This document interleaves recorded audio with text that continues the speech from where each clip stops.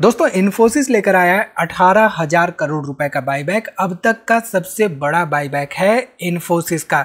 इसके तहत existing investors 1800 रुपए पर शेयर पर बाईबैक में पार्टिसिपेट कर सकते हैं। यहां पर सबसे बड़ा सवाल यह आता है कि क्या ऐसे बाईबैक्स में पार्टिसिपेट करना चाहिए, खास तौर पे तब जबकि 2024 में टैक्सेशन को लेकर चेंजेस हुए हैं बाईबैक के लिए, और इसके साथ ही साथ H1B वीजा के चार्जेस को लेकर क्या बाईबैक में कुछ इम्पैक्ट देखने को मिलेगा। बात करेंगे इस छोटी सी वीडियो में डिटेल में इन्हीं के बारे में, जानेंगे 2-3 पॉइंट्स में कि क्या हमें ऐसे बाईबैक्स में पार्टिसिपेट करना चाहिए कि नहीं। तो वीडियो को यहाँ पे पूरा देखिए और स्टॉक मार्केट इन्वेस्टमेंट के बारे में कुछ नया सीखिए। ध्यान दीजिए, ये इन्फॉर्मेशन एजुकेशन के पर्पज से शेयर कर रहे हैं, तो यहाँ पे किसी तरह का बाय या सेल रिकमेंडेशन। सो ये 18,000 करोड़ का बाईबैक है। अब बाईबैक का वीडियो हमने पहले भी बनाया, बाईबैक क्या होता है, कैसे पार्टिसिपेट कर सकते हैं, इसके बारे में हमने एक्सप्लेनेशन कर रखी है। वहां पे एग्जिस्टिंग जो इन्वेस्टर्स होते हैं, एग्जिस्टिंग इन्वेस्टर्स बाईबैक में पार्टिसिपेट कर सकते हैं। वो अपने शेयर्स टेंडर के जरिए सेल कर सकते हैं at a certain premium rate. अब मान लीजिए मार्केट में पर्टिकुलर शेयर का प्राइस 1500 रुपए चल रहा है और कंपनी ने कहा है कि हम बाईबैक प्राइस ऑफर कर रहे हैं 1800 का। तो यहां पे आप देखिए तो 1500 से 1800 एक तरह से 20% के आसपास प्रीमियम मिलता हुआ दिखाई दे रहा है एग्जिस्टिंग इन्वेस्टर को। अब सीधे सीधे इसका मतलब ये है कि मान लीजिए किसी के पास अगर एक शेयर है और वो एक शेयर इन्वेस्टर चाहता है कि भाई 1500 रुपए पे शेयर चल रहा है और 1800 रुपए पे मुझे यहाँ पे ऑफर मिल रहा है बाईबैक के तहत, तो क्यों ना इसको सेल करके टेंडर के जरिए यहां से निकल जाया जाए। तो ऐसे केस में एग्जिस्टिंग इन्वेस्टर के लिए एक तरह से बेनिफिट है, एक तरह से प्रोज है बाईबैक का इन्वेस्टर के लिए कि वो एक प्रीमियम पर एग्जिस्टिंग शेयर्स को टेंडर के जरिए यहां पे सेल कर सकता है मार्केट प्राइस से एक प्रीमियम रेट पर। इसके साथ ही साथ यहाँ पे एक सर्टेनिटी होती है प्राइस की, सेलिंग प्राइस की, यानी कि कंपनी ने निर्धारित कर दिया कि भाई 1800 रुपए पे मुझे इन्वेस्टमेंट्स जो हैं एग्जिस्टिंग इन्वेस्टर्स के, उनके इन्वेस्टमेंट्स पे शेयर्स को बाई बैक करना ही करना है। यानी कि शेयर प्राइस जो भी हो, 1600, 1700, 1900, 2000 कुछ भी हो, 1800 रुपए पे बाई बैक होगा। तो यहाँ पे शेयर प्राइस बाई बैक का सर्टेन रहता है और एग्जिस्टिंग इन्वेस्टर को एक तरह से शॉर्ट टर्म कैपिटल गेन्स पाने में मदद करता है। ये तो हो गए बाईबैक के प्रोज यानी कि एडवांटेजेस। अब यहाँ पे कुछ इंपॉर्टेंट डिसएडवांटेजेस समझ लेते हैं जिससे हमें ये डिसीजन लेने में मदद मिलेगी कि बाईबैक्स में हमें पार्टिसिपेट करना चाहिए या नहीं। खास तौर पे 2024 में जो टैक्स के चेंजेस हुए थे बाईबैक्स को लेकर, उसके बाद, क्योंकि जब आप इस पर्टिकुलर चेंज के बारे में सुनेंगे समझेंगे तो आपको क्लियरली समझ में आएगा कि डिसीजन क्या लेना है। ठीक है, सो यहाँ पे हम एक एग्जांपल से समझते हैं एक इंपॉर्टेंट डिसएडवांटेज के बारे में, यानी कि कॉन्स के बारे में। मान लीजिए आपके पास 500 शेयर्स हैं किसी पर्टिकुलर कंपनी के, कंपनी का नाम है ABC। आप चाहें तो कंपनी का नाम यहाँ पे इन्फोसिस भी रख सकते हैं। हम यहाँ पे सिंस किसी तरह का रिकमेंडेशन नहीं दे रहे हैं तो हम यहाँ पे ABC रख रहे हैं, आप इन्फोसिस भी रख सकते हैं। 500 शेयर्स हैं, कंपनी ने बाईबैक यहाँ पे प्लान लेके आया और बाईबैक में ये कहा कि जो भी एग्जिस्टिंग शेयर प्राइस है, मार्केट शेयर प्राइस जो भी चल रहा है, उससे 20% प्रीमियम पे हम बाईबैक करेंगे एग्जिस्टिंग शेयर्स को। अब दिलचस्प बात यहाँ पे ये है कि 500 शेयर होने के बावजूद आप चाहे तो 500 शेयर्स को टेंडर के जरिए, टेंडर प्रोसेस के जरिए बाईबैक के लिए ऑफर कर सकते हैं, लेकिन जरूरी नहीं कि ये 500 के 500 शेयर्स कंपनी एक्सेप्ट कर ले बाईबैक के लिए। तो यहाँ पे ऐसे केसेस में क्या होता है, जनरली एक एक्सेप्टेंस रेशियो रहता है कंपनीज का। तो यहाँ पे इन्फोसिस का एक्सेप्टेंस रेशियो 5% से लेकर 20% के बीच में है। यानी कि मान लीजिए 500 शेयर आपके पास हैं तो हो सकता है कि कंपनी जो है यहाँ पे इस केस में 100 शेयर्स आपके बाईबैक के तहत बाई कर ले 1800 रुपए के प्राइस पे।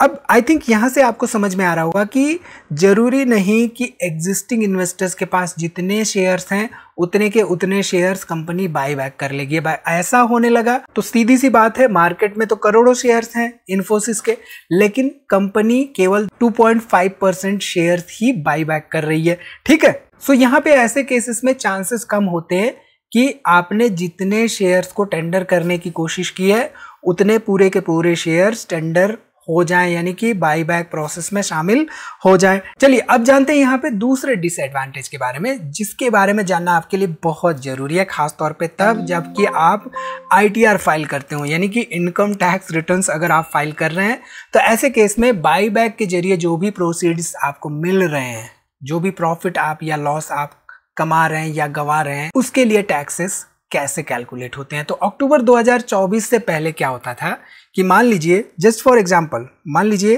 आपके पास 1000 शेयर्स हैं और 1000 शेयर्स पे आपने मान लीजिए यहाँ पे 200 शेयर्स कंपनी ने बाय बैक के तहत एक्सेप्ट कर लिया आपके।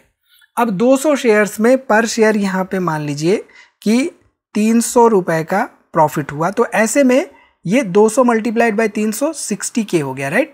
अब यहाँ पे जो भी बाय बैक के तहत 60K की इनकम हो रही थी, इस इनकम पे टैक्स कितना लगता था? 0, यानी कि कोई भी टैक्स नहीं लगता था। लेकिन अक्टूबर 2024 के बाद क्या हुआ है कि ये जो भी प्रॉफिट्स आएंगे बाय बैक के जरिए, ये profit as a deemed dividend consider किए जाएंगे और इस पे कंपनी 10,000 से ज़्यादा का अगर इनकम है, यानी कि 10,000 से ज़्यादा का ये अमाउंट है, तो उस पे TDS डिडक्ट करके देगी आपको 10% का TDS। यहाँ पे दो इंपॉर्टेंट बातें निकल के आती हैं कि ऐसे केसेस में क्या बायबैक में पार्टिसिपेट करना एक वाइज डिसीजन होता है या मार्केट में करंट प्राइस पे ही सेल कर देना एक वाइज डिसीजन होता है। जस्ट फॉर एग्जांपल मैं यहाँ पे ये बता रहा हूँ, मैं आपको बाय या सेल करने को नहीं कह रहा हूँ, ये एग्जांपल मैं आपको बताऊंगा तो आपको क्लियरली समझ में आएगा कि बायबैक टैक्स के बाद, टैक्स चेंजेस के बाद इंपॉर्टेंट हो जाता है या मार्केट में सेल करना इंपॉर्टेंट हो जाता है, खासतौर पे टैक्स को देखते हुए।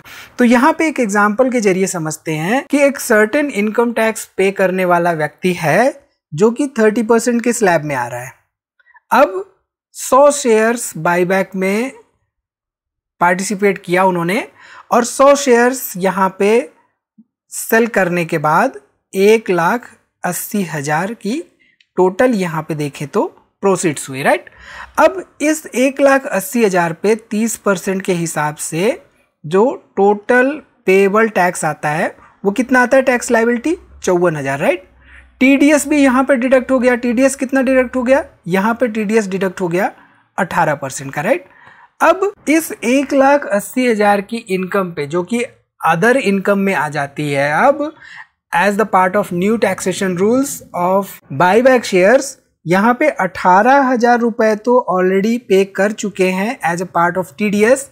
अब इस 54,000 का जो टैक्स लायबिलिटी बन रही थी, इसमें एक्स्ट्रा जो 36,000 है वो ITR फाइलिंग के समय पे करना पड़ेगा। ये 54,000 1,80,000 में सीधे सीधे गए, यानी कि यहाँ पे अब रह गए 1,26,000 रुपए, ठीक। अब हम समझते हैं कि मार्केट में मान लीजिए 1,500 रुपए का शेयर प्राइस चल रहा है। हम यहाँ पे लाइव प्राइसेस डिस्कस नहीं कर रहे हैं as per certain SEBI regulations, but on an average हम मान रहे हैं कि कंपनी का प्राइस जो है 1,500 चल रहा है। अब ये कंपनी कोई भी हो सकती है, इन्फोसिस हो सकती है या ABC, कोई भी कंपनी हो सकती है। हम यहाँ पे 1,500 रुपए का प्राइस मान रहे हैं और ये मान रहे हैं कि एग्जिस्टिंग जो भी 100 शेयर्स हैं, ये 100 शेयर्स 1,500 रुपए के प्राइस पर इन्वेस्टर ने क्या किया, मान लीजिए मार्केट में सेल कर दिया। अब यहाँ पे टोटल प्रोसीड्स कितने आ रहे हैं? टोटल जो भी सेल करने के बाद हो रहा है वो 1,50,000 का हो रहा है, राइट। 1,50,000। अब इस 1,50,000 पे हम मान ले रहे हैं कि यहाँ पे 1,50,000 पूरा का पूरा प्रॉफिट है। हम यहाँ पे कितने पैसे पे बाई किया था, कितने पैसे पे सेल कर रहा है, इसको हम कंसीडर नहीं कर रहे हैं। हम मान ले रहे हैं कि ये LTCG के तहत आ जा रहा है।